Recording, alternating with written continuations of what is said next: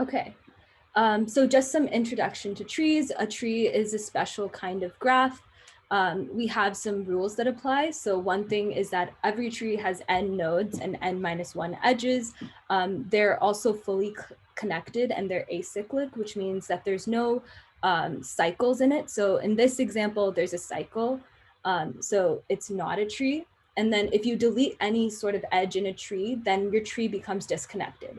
And that's because there's only one path between any two nodes in a tree. So these examples here on the left are valid forms of trees because there's no cycles and there's only one path between any two nodes. And then the examples on the right are not trees because it has cycles and there's more than one path to some nodes. Okay.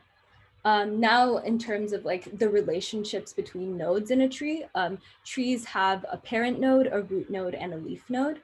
In this example, A is the root node because A has no parent. And then A's children are B and C. B and C are also leaves because they have no children on its own and they're kind of at the bottom of the tree. So these are just a form of like the relationships between the nodes in a tree. Okay, so one specific type of tree that we're going to be talking about is binary search trees. Just some overview on binary search trees. They're a really helpful form of trees because we can organize our data now in specific ways. One thing that BSTs need to have is every like element in our nodes needs to be comparable. So we need to be able to see which node is greater than another so that we can organize our data in this way. So some of the properties is that we have like this root node and then everything on the left side of the root has to be less than it. So here we have this 6, 3 is less than 6, so it's at the left side of it, and 8 is more than 6, so it's at the right side. So every node in the root is of a smaller subtree than its two children. And then second, every node's left child has a value lesser than the parent node, and every node's right child has a value greater than the parent node. And if we look at this tree, 6 is the root, right? Every node to the left of 6 is less than it. And then the same thing applies to the other half of the tree. Every node to the right of 6 is greater than it. And then the same properties apply to the subtrees within it. So if we look at 3, everything to the left of 3 is less than it, and everything to the right of 3 is greater. So BSTs are a pretty good way to store data when your elements are comparable. Okay, so one thing that we can see is that there are points of our BSTs where we can organize our data so that it's bushy. And we also have times when our BSTs can be spindly. And one thing I would tell you to think about is think about the order that we're inserting things into our BSTs to get either a bushy BST or a spindly BST, right? So if we first added 1 and then 2 and then 3 and then 4 and then 5 into our BST, we'll get a sort of linked list type of structure. And a little bit in a few slides, I'll go into like how we insert things into BSTs, but just think about the cases of when we'll have a spindly BST and when we'll have a bushy BST. And bushy BSTs are extremely fast because every node has 2 children. And we're also kind of like making the height of the tree less. So that's something that we'll also keep in mind. One thing is that it will be like data log n to find a node in a bushy BST. And then for a spindly BST, it'll be a runtime of n to find a node. And that's because we're going to have to start at 1 and then go to 2 and then go to 3 and then iterate through all the nodes of the tree to really get to that 5 to get to a specific node. So in general, the time complexity to find the node is the height. Okay. So one thing is when we're first inserting elements into our BSTs, they're always going to be inserted as leaves. So they're always going to go at the bottom of our BST. So in this example, we're going to be inserting 5 into our BST. So what we do is we start at 6 we check and compare 5 to 6. 5 is less than 6, so we know that our 5 is going to be somewhere on this half of the tree. Now we're going to go to 3 and compare 5 to 3. 5 is greater than 3, so we're going to know that 5 has to be somewhere to the right of 3 in this BST. Then we're going to go to 4, we're going to compare 5 to 4, and then we're going to see that 5 is greater than 4, so it has to be to the right of 4, and that's where we're going to insert 5 into our BST. So we see that this takes log of n time, and that's because when we start at the top and we compare this 5 to 6, we're able to half the amount of elements that we have to look at to see where in our BST that we're inserting this node or this 5. Okay, now let's go through BST deletion. So deleting like some node that has no children is essentially the simplest case, right? So if we were to delete this 0 from this tree, it doesn't really have any children, so we don't really need to worry about reassembling any of the nodes, and we can just kind of delete it from our tree. So here we just deleted the 0 and we just had to, that node just disappeared. Now, if we were to delete 2, 2 has a child, so we have to figure out where to put this 0 so that we can then delete 2. And what happens basically is 2's child will now replace 2's spot, and 2 will no longer be in our tree. So now 3's child becomes this 0 that 2's child used to be.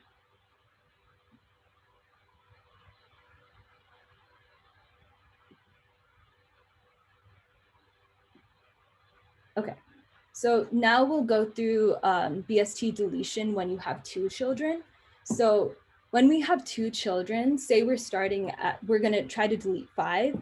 5 has 2 children. So we're going to look at the largest descendant on the left or the smallest descendant on the right to figure out what to delete.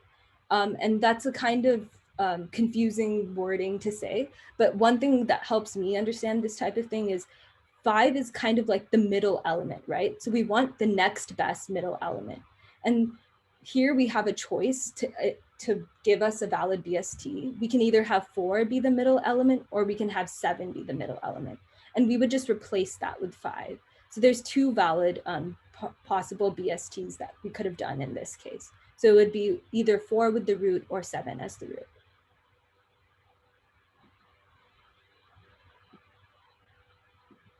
Okay, now for some asymptotics of BSTs.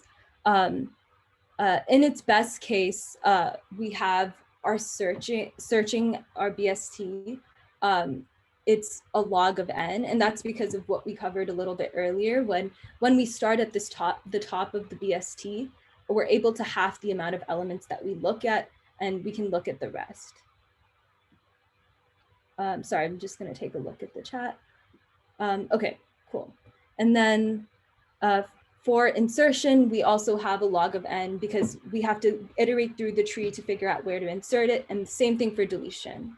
And then in terms of like our spindly case, our worst case is n, because we have to iterate through each element to actually figure out where to get it in its worst case, right? Say we were inserting 5 into this tree, or searching for 4, we would have to compare everything to 1, then compare it to 2, then compare it to 3, then go to 4. And so it kind of looks like a linked list, and it gives us the same runtime as what a linked list would do.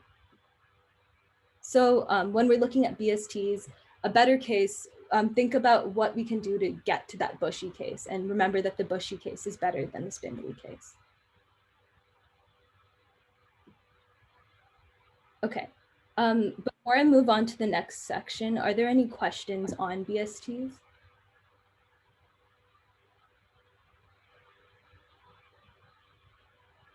Okay. If not, I will move on, but feel free to ask anything in the chat while I'm presenting as well. Okay. So the next section we'll be covering is tree and graph traversals. One thing we'll be looking at is BreadthFirst Search. So this is kind of like the way we go through the nodes of a tree and visit the nodes. In BreadthFirst Search, we'll be visiting all the nodes level by level. So this is a level order traversal. we start at the top of the tree and then visit the 2 children of the root. And then we do that for all of the children as well. So BFS is usually done using a queue because we're starting at the top of the tree and then we're visiting the elements. So it's the first ones we look at and are the first ones we actually visit. So if we were to look at this example, we would first look at A, and then that would be what we visit. Then we look at B and C. We would visit those, and then we would look at the children of B and C. B has no children, so then we would look at C's children, and then we would visit D and E. So this would be the ordering of BreadthFirst Search. And just remember, I think one thing, the most helpful thing is to just remember that we're visiting the nodes level by level. So we're going to look at all of the levels. Okay, now for DepthFirst Search. For DepthFirst Search, this is another way to traverse through all the nodes. Overall, we're going to be looking at the deeper nodes before nodes that are closer to the root. And we can also usually implement this recursively.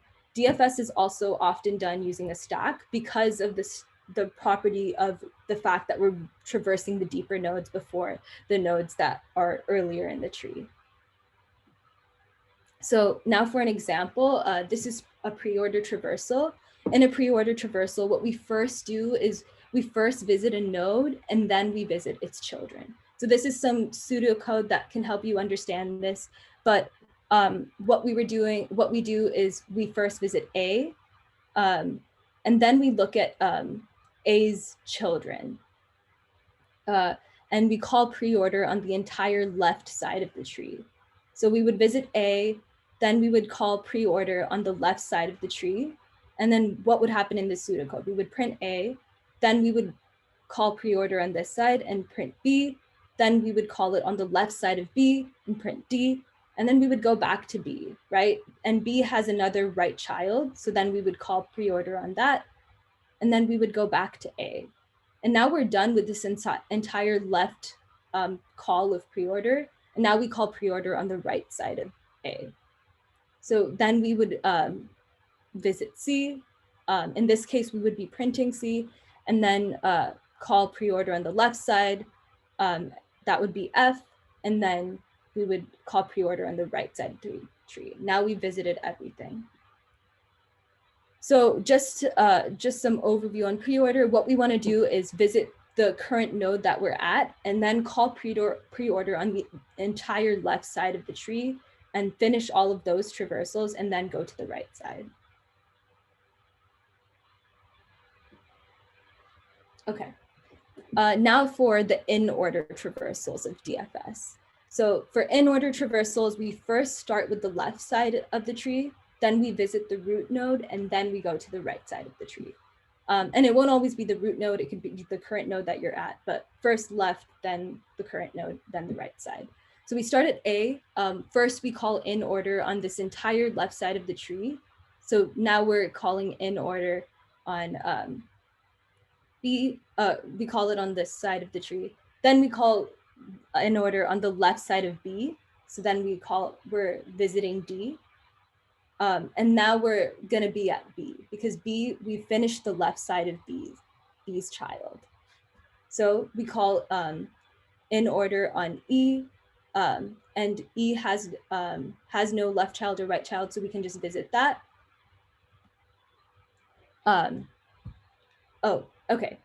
Sorry if I mess this up a little, but I'll just start over for this in order traversal, but we first started at A, then we called in order on the entire left side of the tree. Then we're at B right now, so we call in order on this entire left side. D has no more children, so we can just visit D. Now we're back at B, and since we finished the left side of B, we can visit B now, and now we have to finish the right side of B, so we visit E. Now we're done with the entire left side of A, and we can visit A. Now we call in order on this side.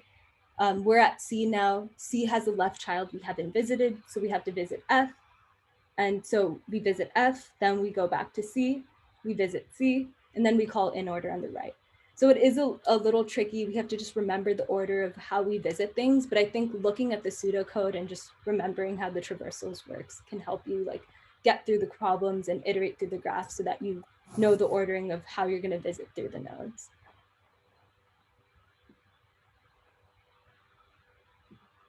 Okay, now for post order.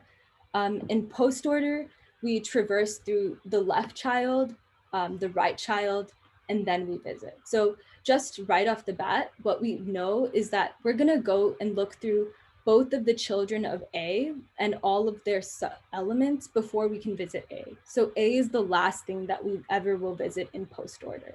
So let's run through how the traversal is gonna look like here. So we start at A, we call post order on the entire left child of A. Then we're at B. We call post order on the entire left side of B. And now we can visit D because D has no more children. Then we're at B again, and we can call post order on the entire left child of B. We can visit E, and then we're back to B. We visited all of B's children, so we're gonna visit B. Now we can go back to A. A still has a child we haven't visited yet, so we have to visit this entire tree before getting to A, and we're gonna basically repeat this process. So then what the entire visit looks like is DEB, FG, A. Okay, cool. Before I move on to graphs, does anybody have any questions on this?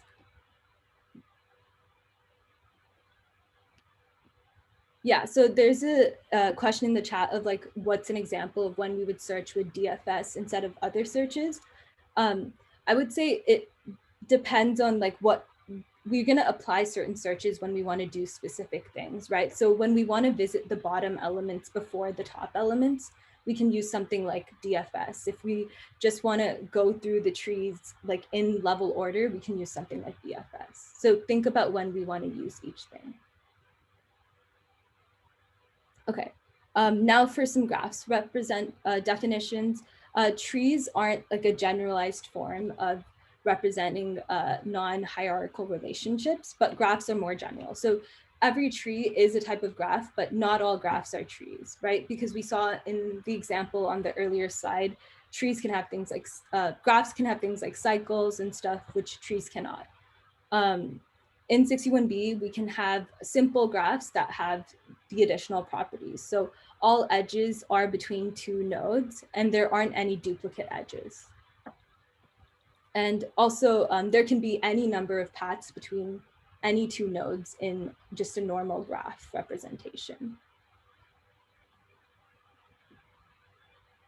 Okay, so now we're going to be looking at DepthFirst Search on a graph. So it's similar to trees in which we start at a node and then kind of look at its children, but in a graph, we're going to be looking at its neighbors instead of children. And it can have more than two children, right? It can have multiple neighbors in our graph, and we'll go into what that looks like in an example. So in preorder, we start at a node, we have some sort of action, and then we recursively traverse its neighbors. So for preorder, we have some sort of starting node, right? And then we're gonna look at all of its children, or not children, but neighbors. And neighbors are the ones which it has an edge connecting to that one, pointing to it. Another node is its neighbor. So A has two neighbors, B and D. So what we're first gonna do is visit A, or perform an action on A, and then look at its neighbors. The two neighbors are B and D are basically sorry, I just showed you the answer, but B and D are the two that we're gonna be looking at. And one thing that we can do is just use alphabetical as the tiebreaker. So from B, we're gonna be looking at B's neighbors. B only has one neighbor. So we first visited A, now we're gonna be performing the action on B. And we're gonna look at B's neighbor, which is C, and then C has one neighbor, which is F. Now F has no neighbors, so we're at a place where we can go back to D. Now we're at D. D has 3 neighbors, but we've already visited B, or we've already marked B as performed our action on. So we can go, and we've also already looked at F. So the next one we're going to look at is E. Notice how we never actually get to perform our action on G because nothing has G as its neighbor because there's no direct pointing at G.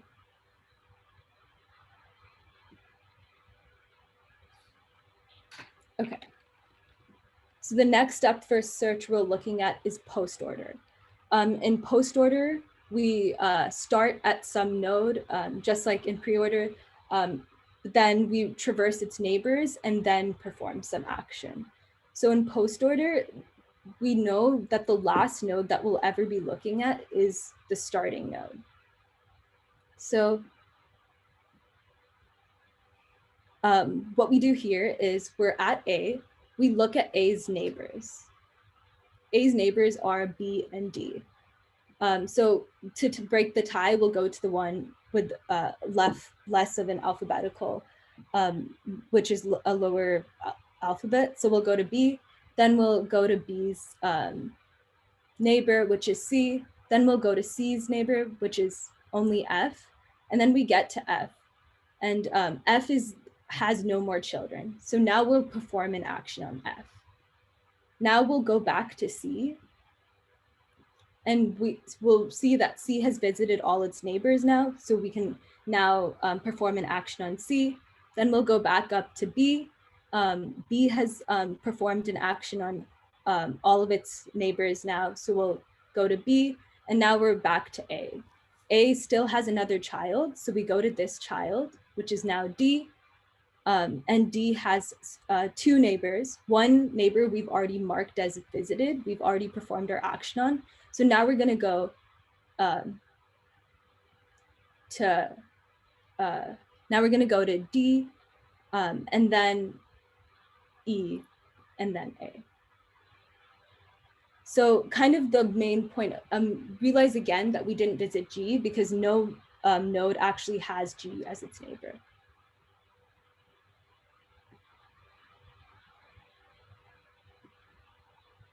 Okay, now for BreadthFirst Search. In graphs, it's kind of like the same thing as a tree, but we're mainly looking at it in the perspective of graphs and the neighbors. So we have A as its starting node, right? And what we're gonna do is look at A's neighbors. So we first visit A, then we look at A's neighbors, which are both B and D. So now we're gonna perform our action on both B and D. Now we're going to look at B and D's children. So B has C as a child and D has E and F as children, and they're both at the same level because they're both 2 away from the root, 2 edges away. So we're going to visit C, F, and E all at the same level. And now we've traversed everything. And recall again, we're not going to get to G because there's no direct pointing at G. So no node has G as its neighbor. And realize that here we used a queue, right? We started at the top and the first elements we looked at were the first elements that we performed an action on or visited. Okay. Yeah, there's a question. Yeah, sorry, I think it's easier to ask verbally. Can you go back to the Postorder one? I'm kind of confused on like why the D appears before E. Oh, yeah. If you could explain that.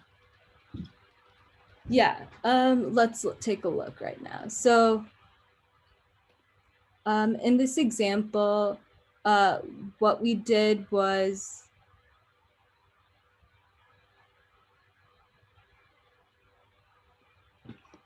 oh, okay. So we started, we were at the point where we were at E, right? Oh, we were at D. And then we visit, wait, I actually think, let me see. Okay, so what we do is we first start at A and then we go until the deepest part. So we're at the part where we visit F, we go back to C, we go back to B. And then now we're at the part where we still have to visit all of A's children. So I actually think this answer is wrong. Yeah, this answer is wrong. So we actually should be visiting E to D. Thank you for correcting that, and we'll fix the slides. Yeah, my mistake. Yeah, good catch, good catch. Okay, I think there's another question from Preeti. Yeah, so do we mark the current node after performing the action or before? Yeah, so we mark the node as like, we perform the action, we mark the node as we traverse through it, but then when we perform the action is when we're performing our action. So we mark the nodes to make sure that we're not like revisiting nodes that we've already been through. Okay, got it. Thank you. Yeah. Okay. So I think that's all of the graph traversals. So I'll hand it off to Sai to go through B trees.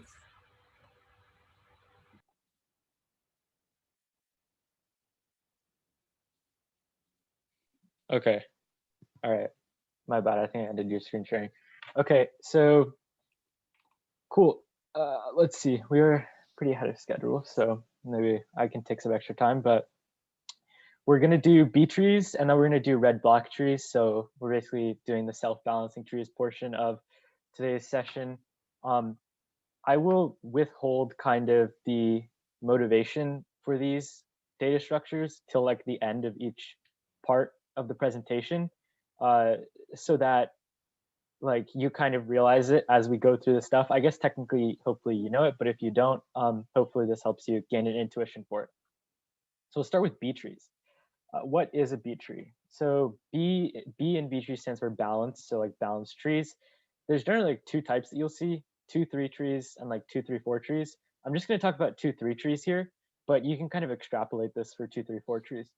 So the idea behind B trees is like when we okay, I guess I'm kind of spoiling a little bit. For binary search trees, right, you can end up with some really unbalanced binary search trees. Like let's say I have a super spindly binary search tree where it's just like very long. Then it takes me forever to get to the bottom of the tree. So I want to have a tree which is like balanced so that it doesn't take me too long to get to the bottom of my tree. So that's the kind of the motivation for this. But with a 2-3 tree, what we're doing is we're modifying like how binary search trees are represented in order to better balance out all the values across the tree. So in general, though, like the rules are still followed as far as like the left value is smaller, the right value is greater. But you'll see that we introduce this idea that nodes can have 2 values, which also introduces the potential for them to have 3 children, because they can have a child which is less than the smaller value in the 2 node. They can have a child which is greater than the bigger value in the 2 node. And they can also have a child which represents a value that's in between those 2 values. So in this case, 3 is in between 2 and 4. And this looks pretty balanced, right? All the values are like pretty packed together, but we'll see this like more rigorously as we go along. So those are just basic rules. Nodes can only have up to 2 values. They can have 1 or 2 values, and they can have 2 or 3 children. They could have 1 child technically. But let's continue. So some operations. And I encourage you, if you can, to try to work along with me. I guess it's kind of a pain to like write this out, but I'll try to like ask questions. So when we're inserting new values, we do it in the same way that we would do it with a binary search tree. Like we kind of search down the tree to find where would I insert this value. So when I want to insert 25, I'm going to start at the top, at the root, and I'm going to be like, oh, okay, is 25 bigger than the biggest value here, which is 20? It is. Okay, I'm going to go to the right. And then I'm here. So is 25, where is 25 in relation to these values? It's in between them. So I'm going to go down in between them to this node, and I'm just going to add it here. So we can see that we add the 25 here. We want to add it to the left of the 30 because 25 is smaller than 30. And so in this case, like there's no rules are violated, right? Our node still only has 2 values. All the nodes only have 2 or 3 children. No biggie. Everything looks good. So then let's do another one where we insert the value 27. You'll notice that this takes really the same path as a 25, where it ends up in this node. But then the problem here is like we're violating our rule that you can only have 2 values in the node. And so in order to solve this, we use this, like we basically just push up the middle value. So we just push up the 27. If we had at first inserted the 27 and then the 25, we would still push up the 27. You just insert the middle value based on like the actual value. So we push up the 27, but now we got the same problem, right? Because like now this has 3 values, so we have to push this up again. So sometimes you have multiple operations, you have multiple push ups. So oh, there's a question. Why didn't 25 go in the same node as 21? Because if we're going back here, we kind of get down to this area here, right? So 25 bigger than 20, so we're here. In order to go to this node, 25 would have to be less than 22, right? Because this node is every value which is less than the smallest value here. Yeah, okay, sounds good. So that's why the 25 went in the middle here. But back to what I was saying, so we kind of have the same problem here, so we do another push up. So we push 27 up, and then now it's like up here. And then again, we have the same issue. So we keep doing it again, and this time we push it to 20. So we push up to 20, and so now like it's all balanced. I actually thought that would be more interactive than it was, but any questions? I'll pause.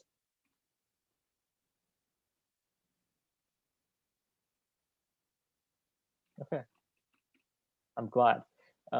Oh, why does the 22 and the 40 split apart? Good question.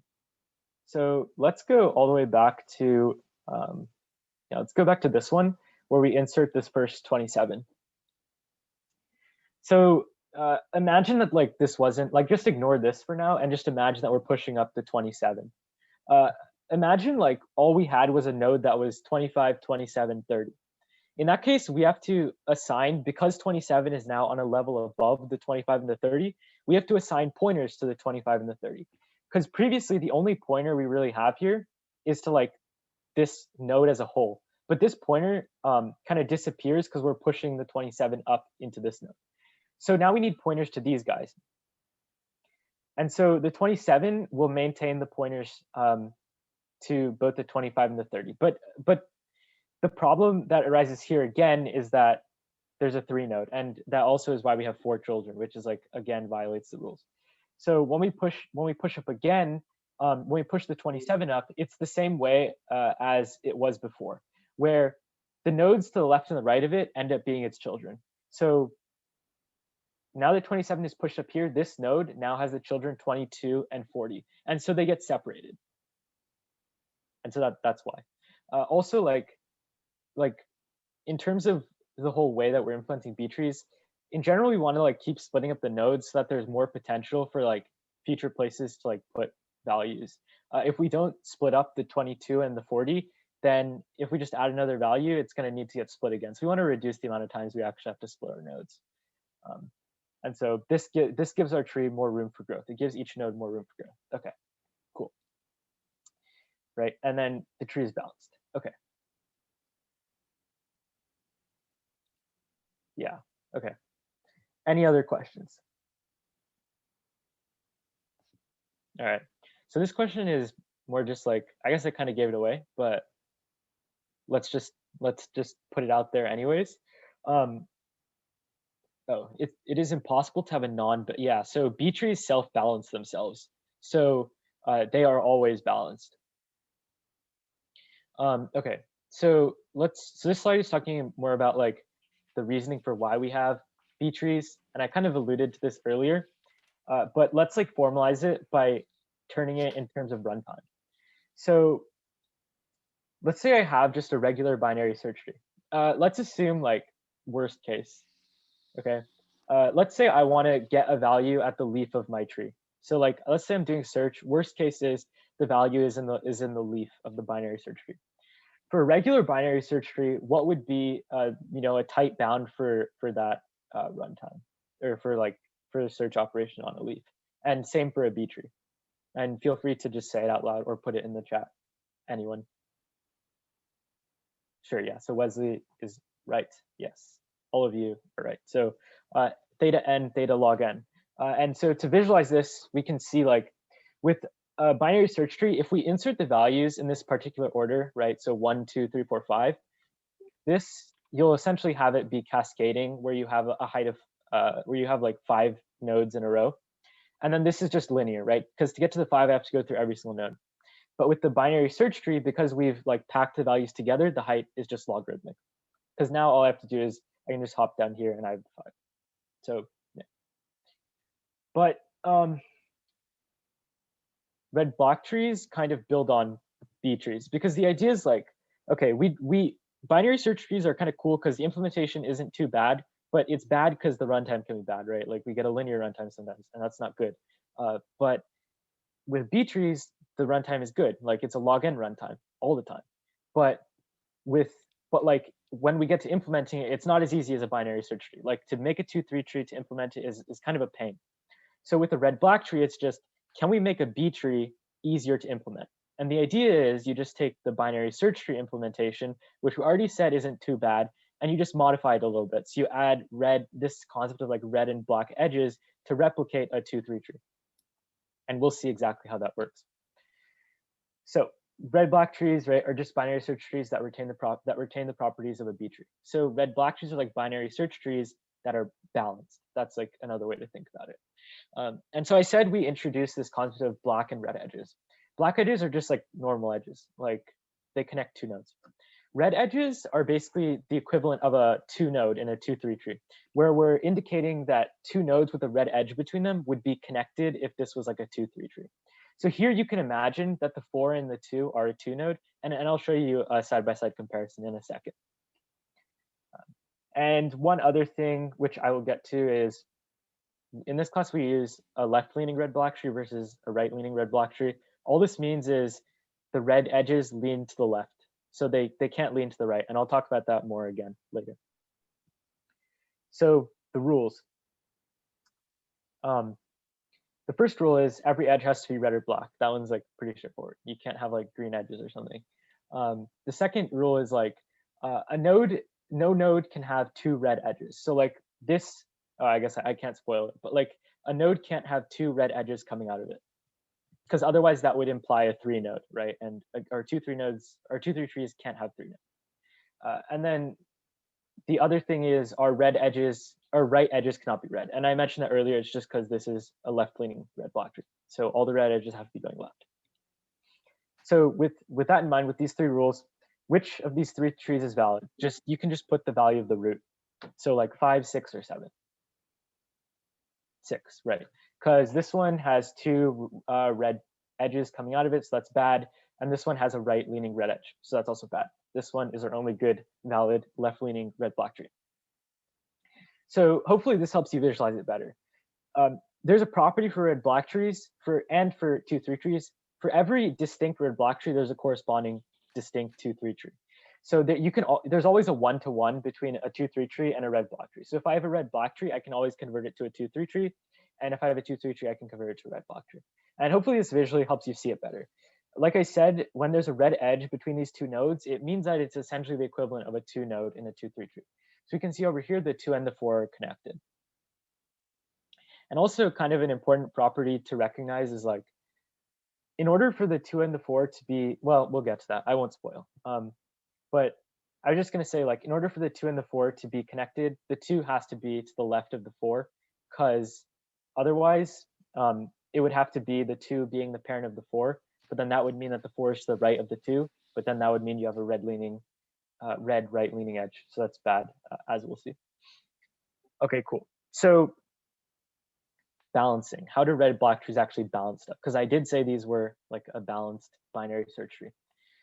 So the way that red block trees work is at first they just work like binary search trees. Just insert a value like normal, right? This will go to a leaf. You'll insert a value. Yeah, exactly, Alex. But at first, red block trees work the same as a binary search tree. You insert a value, it will be at the bottom. It'll be a leaf node. And the thing we'll do here, though, is every time we insert a value, we'll give it a red edge between that node and its parent node. So we'll do a red edge, okay?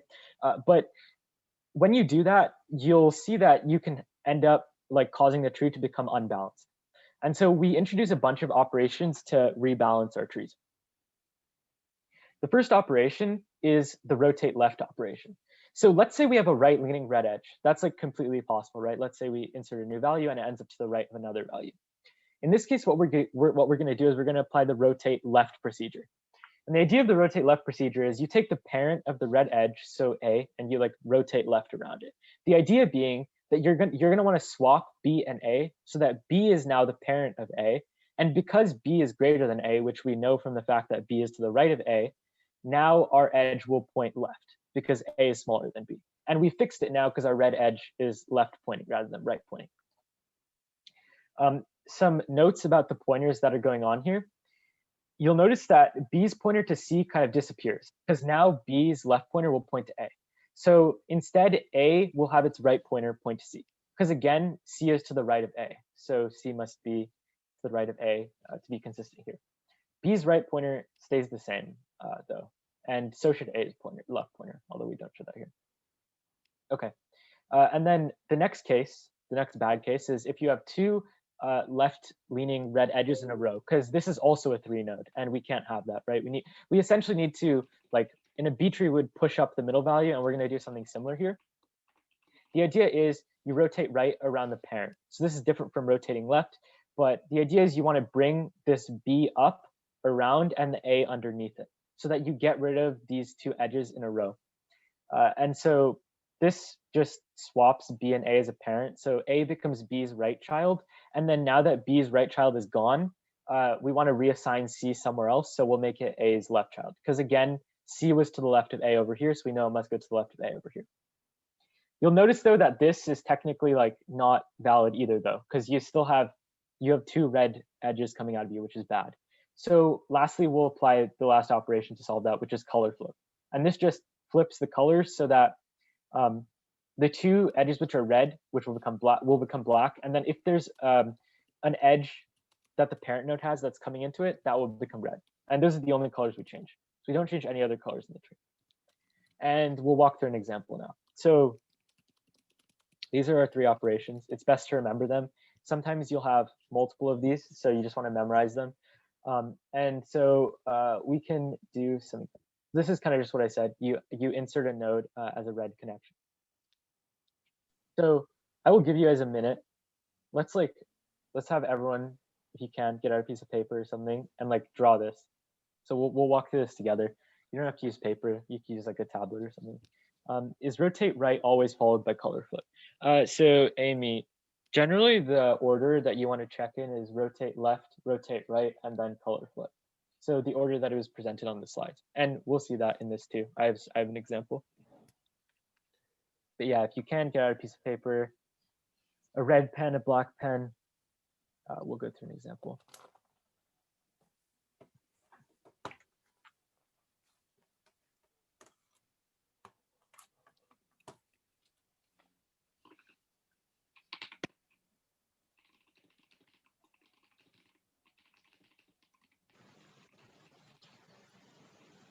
Okay. Hopefully everyone's ready.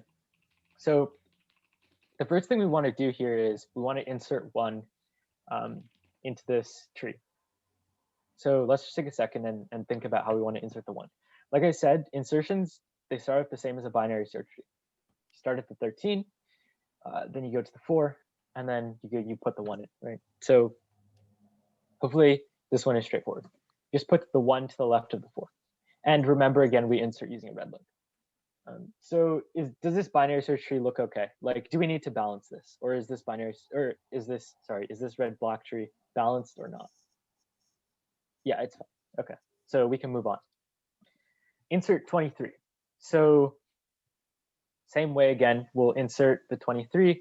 23 bigger than 13, go to the right. 23 bigger than 20, go to the right. We'll insert 23 right there. Is there a problem here? Is this balanced or not? Right, it is not balanced. All right. So how do we, what is the balancing operation we do to fix this right-leaning red link? Yes, rotate left on 20. That is very important. We're rotating left on the parent.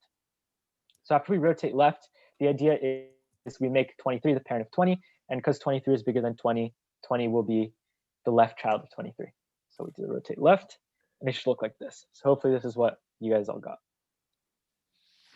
All right, and so is this balanced now? Couldn't we also say rotate left? It must be rotate left on 20, Jesse. So it has to be rotate left on the parent because you're rotating around the parent. Really, though, it's kind of semantical. As long as you understand how it should look, it's fine. Okay. But yeah, so this is balanced, right? Next operation. Let's insert 9. So again, we start at 13. 9 is smaller than 13. We go to the left. 9 is bigger than 4, so we go to the right. So we put 9 here. Is this tree balanced? No, it is not balanced. So how do we fix it? You do color flip on 4, right? So we flip the colors. Now, is this tree balanced? And again, the reason why we do a color flip is because we had a violation where the two children red edges were, or the two children edges were red. Yeah, but it's balanced now. Cool. Let's do insert 17. So 17 is bigger than 13, so we go to the right. 17 is smaller than 23, so we go to the left. 17 is smaller than 20, so we go to the left again. And we insert it there. So is this balanced? No, it is not balanced. And how do we fix it? Right, we rotate right. And what specifically are we rotating right on? We're rotating right on 23. So, oh, there's a question. Does color flip switch colors with its parent? Yes. So you can see that here, when we do color flip, these two are red and this is black. After the color flip, these should be black and this should be red. So it does, the parent edge over here does switch colors. But if they're like, imagine that this was the root node, then like there is no edge above it, so you don't have to deal with that. Right, but going back to this, we rotate right on 23. So that would just look like this. And is this tree balanced? No, it's not. And how do we fix this? We do color flip on 20. Okay, cool. So we do a color flip on 20. And now is this tree balanced? Nope. So what do we do again? We color flip on 13, right? Because again, we have two red edges coming out. So we color flip, and now is this tree balanced? Yes, it is balanced. Okay, so this tree is perfect now. So you can see sometimes you have to apply multiple operations. So right there, what we did was we did a rotate right, and then we did a color flip, and then we did another color flip. So to summarize, the way that red-black trees work is, well, one, the motivation is B trees have good runtime. They're balanced binary search trees, but they take too long. So, or like it takes too long. It's a pain to implement them. The runtime is good, but it's a pain to implement them. Binary search trees are nice to implement, but the runtime's bad. So the mix here is we use a red-black tree, which has the same good log n runtime. It's balanced like a B tree, while also having a simple implementation. We always call rotate left and right. That's correct. So that's motivation for red-black tree. Easy implementation, good runtime. The way that we insert into a red-black tree is the same as a binary search tree. You find, where the value should be in the tree, and then you insert it. But this time you're going to insert it with a red edge. And after you insert it with a red edge, you apply the balancing operations. So there's 3 balancing operations. You kind of just keep applying them until it looks good. So the first one is you have a right-leaning branch, which is red. In that case, you want to rotate left on the parent. The other case is you have 2 left-leaning branches, which are red, that are in a row. In that case, you rotate right on the parent, and then you're going to end up having to apply a color flip. And the last case is where you have 2 branches, which are both red, and then you apply color flip. So if you're ever confused, like if you ever make a left-leaning red-black tree and you're confused, like, is this balanced or is this a valid left-leaning red-black tree? You can always convert it to a B tree, which we talked about earlier, where red links indicate that nodes are connected in a B tree. So once you convert it to the B tree, you should be able to see that it follows all of the rules that B trees follow. And if it doesn't, then that means that either you messed up when you were converting it from a left-leaning red-black tree to a B tree, or you messed up your left-leaning red-black tree. So it's like a good sanity check.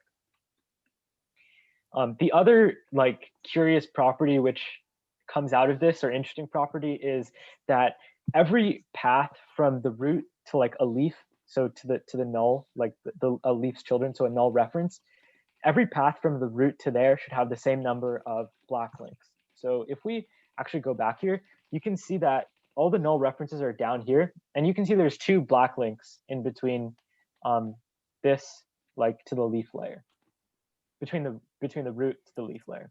And actually, in all, you can go back and look at this, but in all of these intermediate phases, it was the same. So here, there's only 1 black edge. But yeah, you can sanity check me if you want later on. But I guess we're done with the content section. Just pretty fast. But if you guys have questions, we can just have a big Q&A.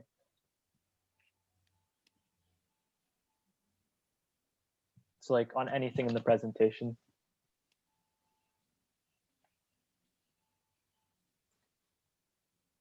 You can ask in chat, you can ask like vocally.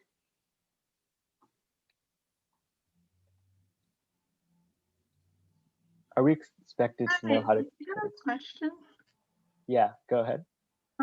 So if we were to like code a left-leaning red-black tree, how would we indicate if it's red or black? Like, would it be another like instance variable? Yeah, so yeah, you can use, like, one way to do it is just use a Boolean, because technically this is just a binary state between black and red. So you could just be like, red is false and black is true, something like that. And that's a variable that would indicate and yeah, you can just make it an instance variable. So specifically because we're working with edges, what you could do is just, if you have like a node class, your Boolean could just track the color of the edge above it, like the parent edge. So the Thank other, you. yeah. Okay, never mind. I was gonna say you could use like an enum, but that's Booleans work well too. So can we work through chat? I'll just work top down. So are we expected to know how to code these structures? Alex? So in the Hillfinger version of the class, you are expected to know how to code an LLRB. In this version, no, and you're never expected to code a B tree because they're such a pain to code. You can take 186 if you want to deal with that. Yeah. Anirudh, yes, that is correct. Okay, let's see. So could we go over the code content in slide 42? Yeah. I don't know. Is this part of what I did? Okay, maybe you can talk about this, Shreya. The question is, could we go over the code content in slide 42, how the nodes were recursively able to be stored in the queue? Yeah, so yeah, I'm trying to find the question in the chat. They PM'd it to me. I can. Oh, okay. I can PM it to you. Okay, or actually, cool. I can just paste it because this is anonymous, so nobody knows. Okay. Okay, cool. Yeah, so what happens in BFS is we basically start at like the starting node, and as we go through all the nodes, we're adding things to the queue based off of its neighbors. So we're starting at A, and then we're marking A as visited, and then adding B and D to the top of the queue. And as we add these neighbors to the queue, when we take things out of our queue, we're going to take out the first things that we added. So we're adding A and then B and D. And then we're going to go on to add all of its neighbors like that. So that's kind of what this code is doing, right? While the queue is empty, as we go through it, we pop out the one that we're visiting. So we add A and then add B and D, and then we pop out A from the queue, if that helps make sense. So we're kind of utilizing the queues first in, first out nature to do BFS.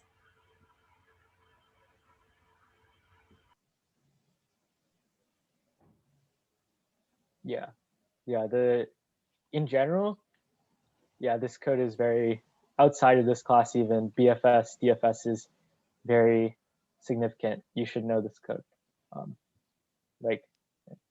Yeah, it's a good idea to like know how you're going to structure your while loop to add things to your queue, or if you decide to use a stack, and how that will change like, the way you go through the tree. Okay. graph. What about heaps hashes? Jesse, are you asking like if we need to code heaps Yeah, and talking about if we need to know the code implementation for heaps and hashes and other structures. I can talk about these if you want. So in general, heap, the array-based implementation of a heap, yes. So realize, right, on these exams, we're probably not going to be like implement a heap. That's not really the type of questions we ask, but you should understand the implementation of a heap. You should understand this pseudocode is probably like if you do, I don't know, programming problems or like interviews or whatever, this is like the most common thing you'll do is write BFS and DFS implementations.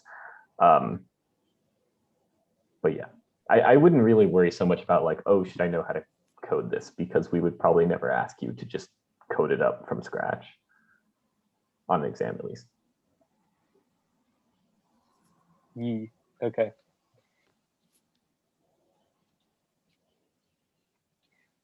Also, like red black trees aren't completely useless outside of this class. You might see them in other classes. Okay, could you go over the 2-3 tree insertion again? Yeah, okay, yeah, 2-3 tree insertion, sure. Yes, let's do it. So 2-3 tree insertion. We'll get to you after Preeti, but so generally the 2-3 tree insertion works like a normal binary search tree. So you start at the root like here, and we have 25, and we want to like put the value where it should be, right? So 25 is greater than 20, so it goes to the right. We go to the right over here, and then we in this time, like technically there's like a third case added, because it's not just is this less than, is this greater than, it's also is this in the middle of, in the case of a 2 node. So 25 is technically, and it falls into that third case where it's in the middle of these two values. So we know we must go in between these two. So we go down and we kind of hit the bottom of our tree. We hit the leaf, so we can insert there. And the reason why I insert into this is because you always insert into like an existing node unless there isn't one already there. So like, let's say there wasn't a child here, then I would be the first one there. But otherwise, I'm just adding on to an existing node. And then we hit the case sometimes where we end up with a 3 node because we just kept chucking in values that fell into this range. And then we end up with a 3 node, and that's obviously bad. So because this is a 2-3 tree, so we want to, and that violates the rules. So then we want to push up the middle value to balance this out. And yeah, we kind of just follow that operation as many times as needed until all the rules are being followed.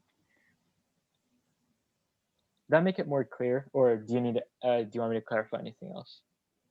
Okay, yeah, no problem. Okay, Preeti, go ahead. This exam, do you think we'll ever need to know when to use what type of traversal?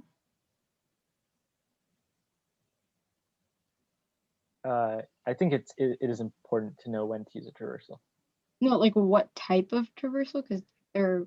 It is important to know when you should use a BFS versus a DFS. Okay. And like a preorder versus an inorder versus a postorder. Got it. Thank you. Mm-hmm.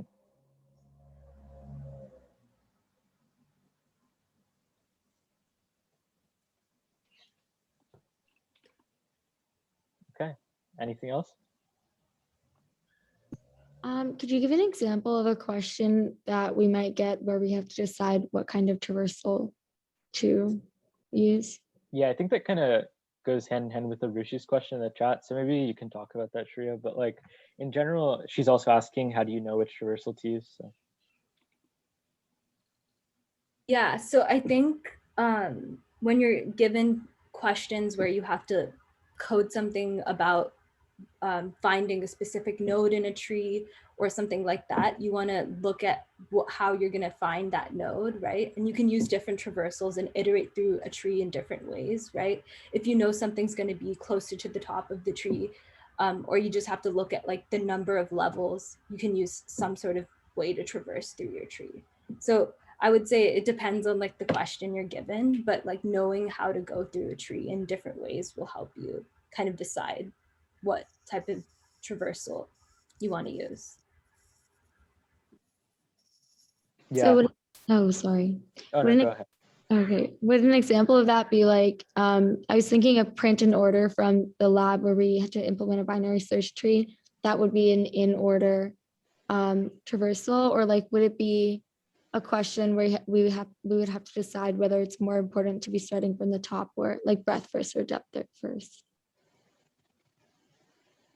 Yeah, I think the idea you brought up of like printing the nodes of a tree in a specific order, deciding what traversal to use to do that is a good example. Going through an example, I can offer you some examples. So, oh, unless you have some, Alex, unless you want. I was just gonna say, so we haven't learned Dexter's yet. That's the first thing after the midterm, but just to motivate why you might use BFS is you could imagine that you have like a graph and it represents like a map of locations, right? So you're at the front location and then there's a bunch of locations coming off of you.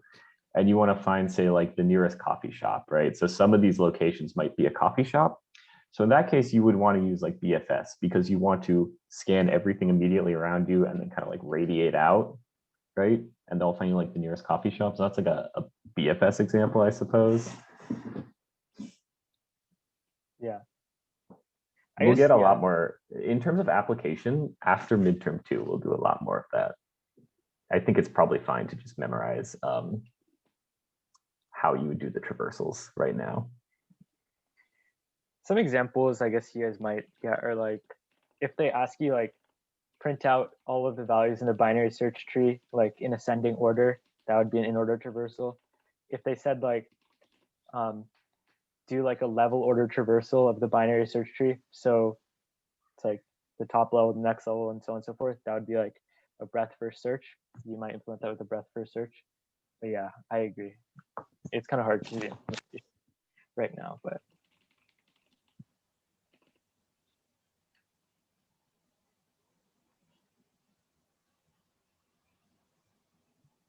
Okay. Could you go over why LLRBs have better runtimes than binary search trees? Sure. So really an LLRB works the same way as a B3 tree. So you can think of them as being like analogous, but in general, the reason why our binary search trees kind of spiral out of, they can spiral into a bad runtime is because the way that you insert in a binary search tree really like matters if for the height. With a B tree, you could like do a different order and you would still get this packed structure.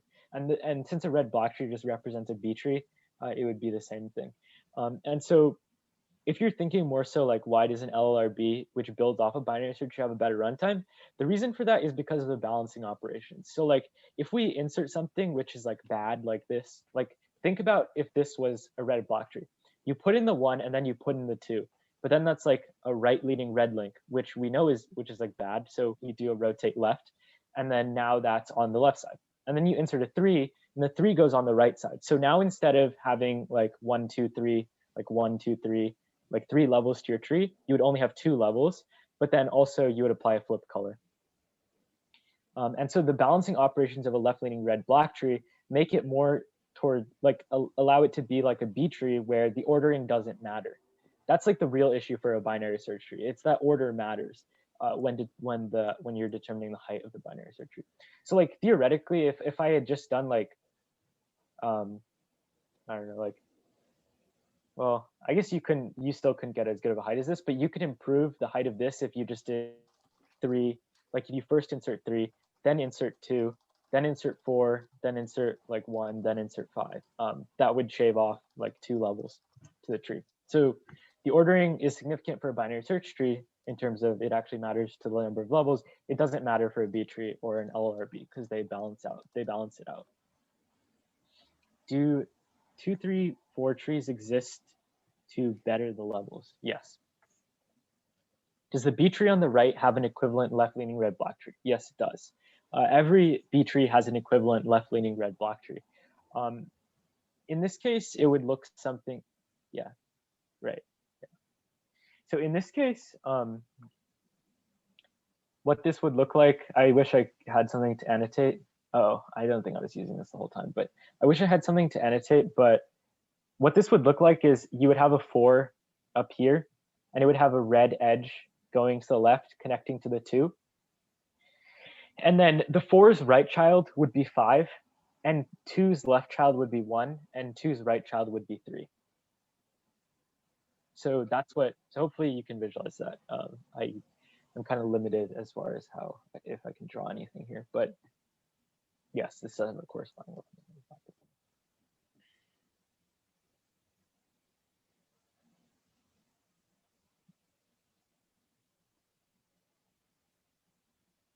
Okay.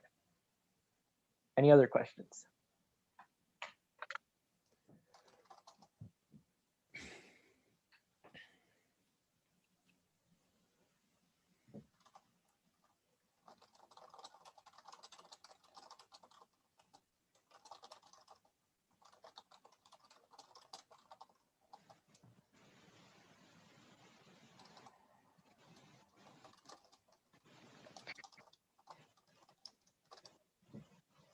What are the list of all the trees that are in scope for the midterm as a quick review? So in this lecture or review session, we went over binary search trees, B trees, and red-black trees. Heaps are also trees. They're binary trees, so it's also one. Am I missing any trees? I don't think so. There are also graphs.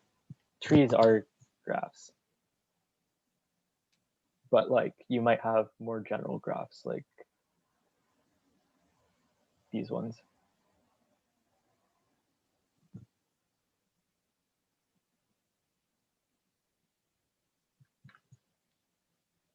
Yes, I think those 4.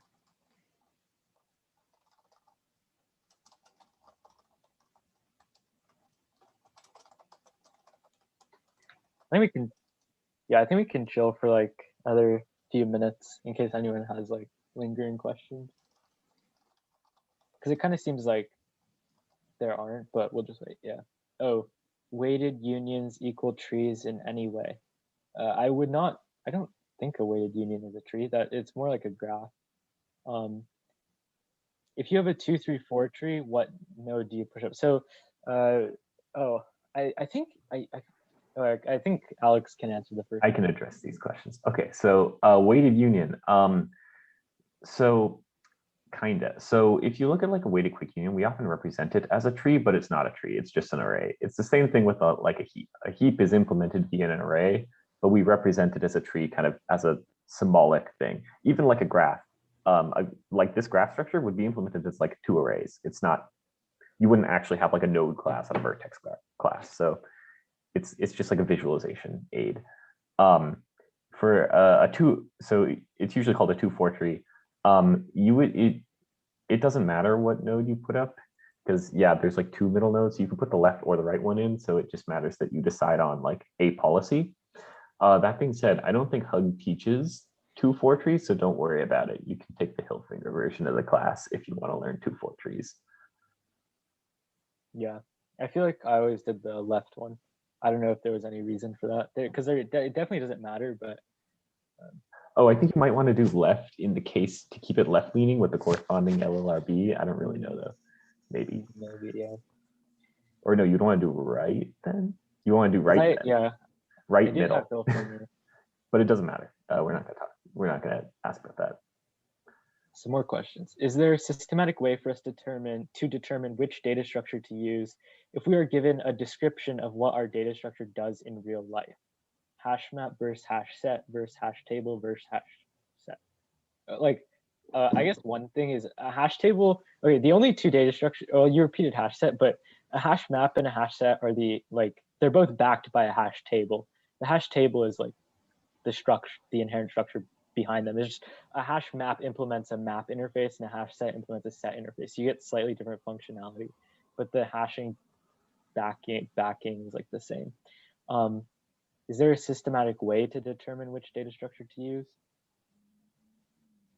I guess one way to just see if you ever want to map a value to another one, you can use a hash map. And then if you just want to store like one of each key, you can go to hash set. But just think about if you have to like connect a key to a value, and then you can decide if you want to go. This is also a broader question about data structure selection.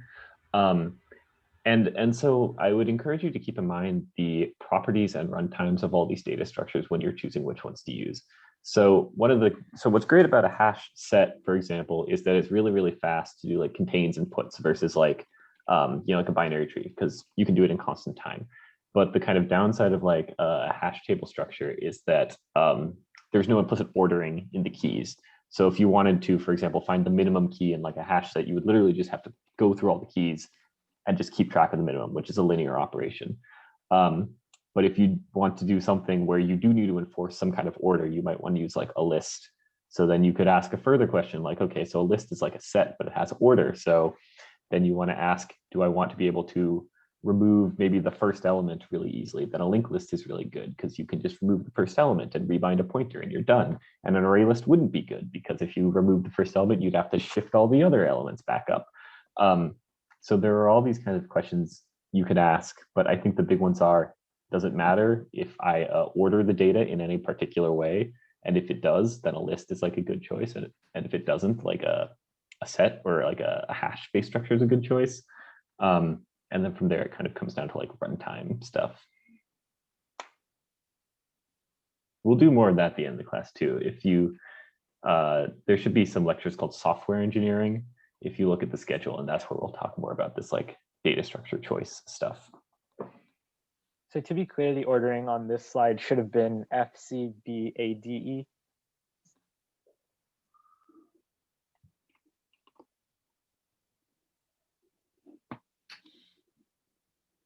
Versus F, C, B, D, E, A.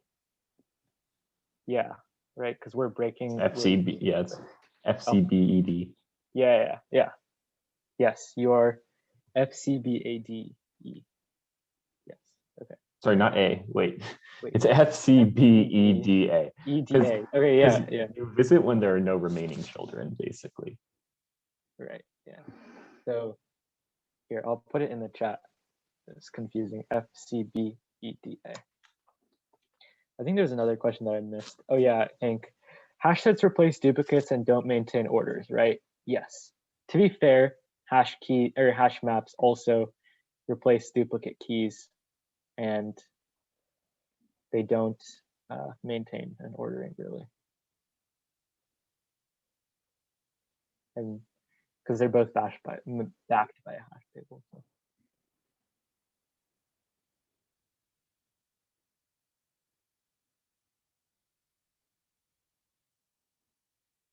How do you get from E to B? Or how do you get to E from B?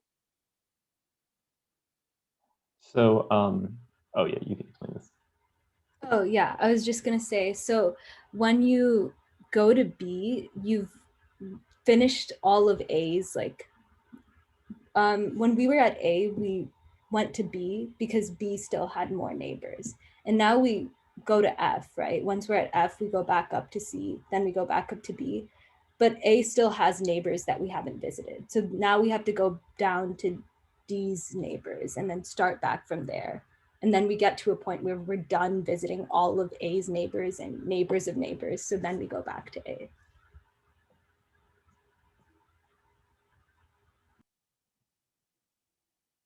Cool.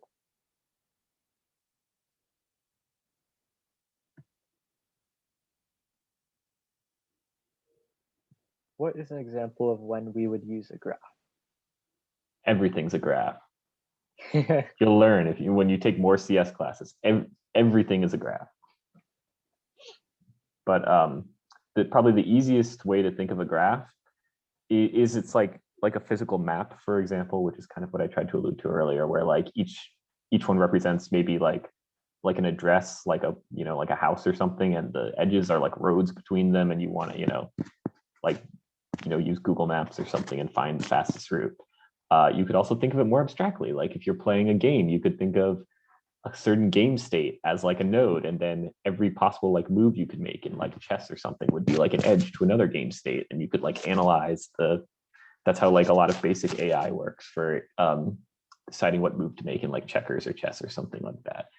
But literally everything's a graph.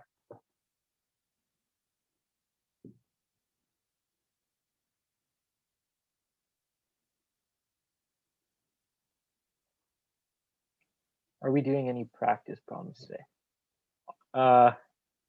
Like, honestly, I thought the problems in the slides would be like more interactive than they kind of were. Maybe we should have put more problems in. I just thought it would be too long, but no, I don't think we're gonna do more problems today. If you haven't done the topical review session ones, those are also a good look. Past midterms, discussions, the usual.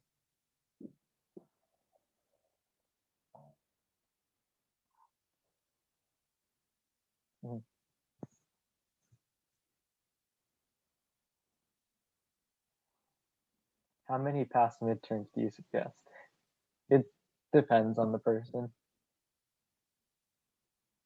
It used to be, I feel like when I was younger, it was more, and now that I'm not, it's fewer. I have a midterm next week. I'm planning on probably doing 4 in preparation, but obviously the quality of the studying matters more than the fact that you can say, yep, I've done spring 19 or whatever.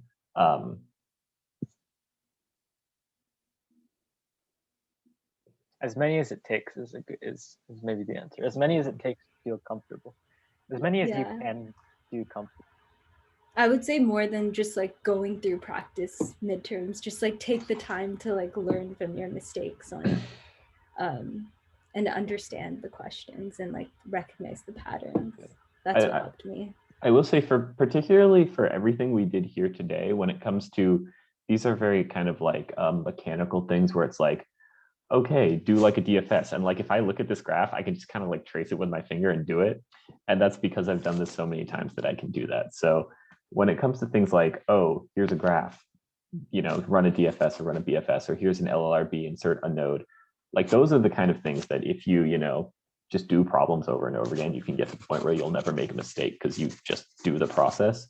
So for these types of things, I would recommend going until you can with confidence just, just like do it, not necessarily in your head or anything, but that you can at least reliably write it down.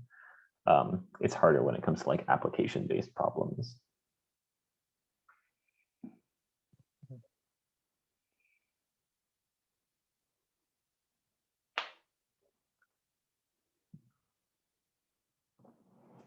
When is the midterm again?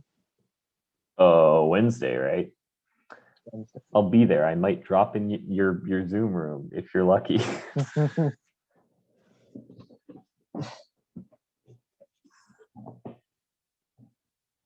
Yeah, 5. I guess it depends on how much time you have to allocate.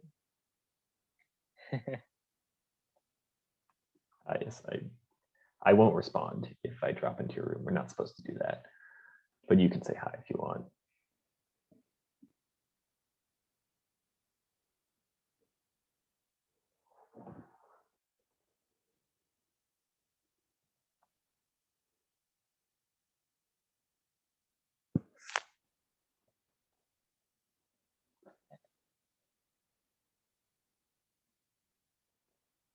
Okay.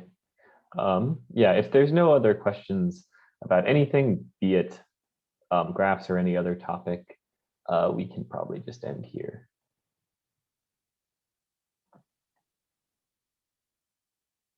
And it seems they're not. So I will say goodbye to everybody. Yep. See you, everyone. Good luck on your midterm. Bye. Good luck, everyone.